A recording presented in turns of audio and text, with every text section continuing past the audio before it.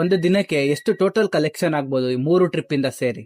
3 trip ಇಂದ ಅಂದ್ರೆ ನಮ್ದು ಈಗ ಅನ್ ಸೀಸನ್ ಅದು, ಹಾ, ಫಂಕ್ಷನ್ ಎಲ್ಲ ಕಮ್ಮಿ ಹಾಗಾಗಿ 14,000 13,000.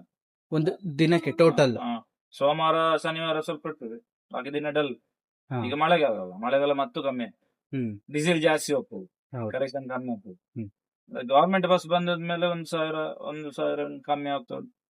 ಟೋಟಲ್ ನಿಮ್ದು 3 ಟ್ರಿಪ್ ಇಂದ 15,000 ಕಲೆಕ್ಷನ್ ಆಗುತ್ತೆ.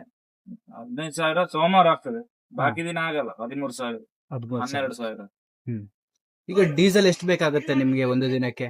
ಡೀಸೆಲ್ ಅಂದ್ರೆ ಇದಕ್ಕೊಂದು 95 ಲೀಟರ್ ಹೋಗ್ತದೆ 3 trip.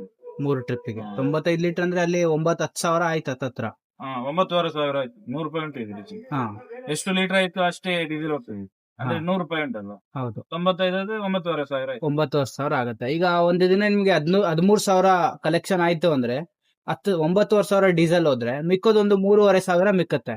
3,500ದಲ್ಲಿ agent commission, fan keeper commission, ಯಾರ್ಯಾರು ಕಮಿಷನ್ ಕೊಡ್ಬೇಕು? ಸ್ಟ್ಯಾಂಡ್ ಫೀಸ್ ಕೊಡ್ಬೇಕು, ಕಮಿಷನ್ ಕೊಡ್ಬೇಕು, ಮತ್ತೆ ಕ್ಲೀನರ್ ಅದು ಇದು ಎಲ್ಲ ಖರ್ಚು ಇರ್ತದೆ.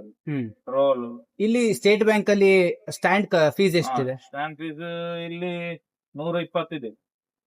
ತಿಂಗಳಿಗೆ ಒಂದು ಹೇಗೆ? ದಿನ ದಿನಕ್ಕೆ 120 ಎಲ್ಲಾ ಬಸ್ಗಳು ಕೊಡ್ಬೇಕಾತ? ಎಲ್ಲ ಹಾ, ಇಡೀ ದಿನದ್ದು ಸ್ಟ್ಯಾಂಡ್ ಫೀಸ್.